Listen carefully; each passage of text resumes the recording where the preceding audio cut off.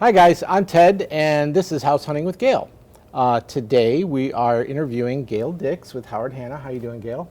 Fine, thanks. Great. Gail, today we're going to talk about open houses. Seems pretty simple. You think of an open house, I go to look at the house, I get some cookies and juice and it's great, but the reality is there's some real etiquette, there's some real Ted, skill to this. I don't serve cookies and juice. No, I'm okay. sorry, but maybe I should start doing that. Is that what you're recommending? I'm just saying I like cookies.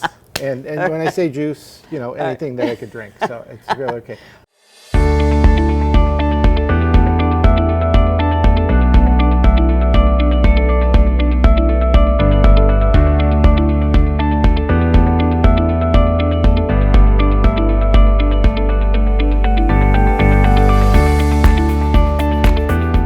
I've done a million open houses, and I'm going to tell you the best results that you can have when you're coming to an open house. You want to wear shoes that are easy slip-on, slip-off shoes. Right. So women, in the wintertime, you don't want to have boots up to your knees, and men, you don't want to have sneakers or athletic shoes that tie, and you have to untie and tie them every time. I hate bending, so there's that. All right. Yeah. So make sure that you have comfortable shoes.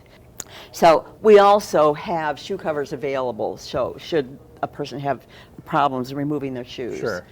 Okay, and then the next thing, they come and they are going to use hand sanitizers because you don't want to be touching things in this home. You have no idea what has been taken place here. You don't know about the home at all or the owners. So we do recommend that we put this on, and if you feel more comfortable, we have gloves that you can wear. But what I've done is sanitize all the light switches and everything. All the lights are on for you, so you won't need to touch any of that. And you probably don't want to, in respect to the owners, you don't want to be opening their cabinets or taking pictures within the house without getting permission from the list agent or the person that's showing the property. Okay, well that's great advice, especially with this, you know, obviously to keep it COVID safe. We are trying to keep it COVID safe, and we have a sign like this so that everybody knows that that's what we're doing. Okay, and you take care of some of those things ahead of time, like wiping down the switches and all that. We do. When I come into the house, it's all wiped down for the customers. Okay, great. And what would be the next thing that I might need to keep in mind? I'm going to go into the house.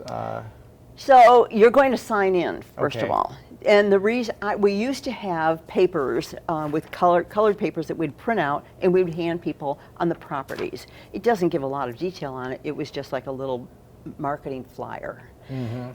Now what we have is computer generated. So you're going to sign in here, and they do want to have your telephone number, your mobile telephone number, and they also want the email address. And the reason for that is that the buyers and sellers sign a sheet now, that is saying that you have done, you do not have COVID-19. You've done everything to keep and abide by the CDC guidelines, as we at Howard Hanna are doing as well.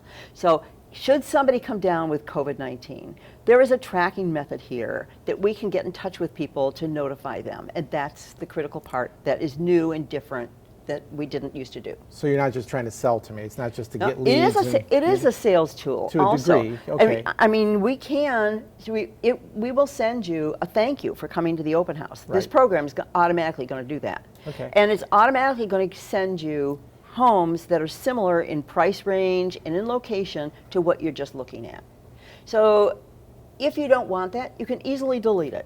Okay. That's no problem at all. But I'm just telling you ahead of time what's there. So, if anybody's apprehensive about filling out the form, please don't be. Feel comfortable with it. Great.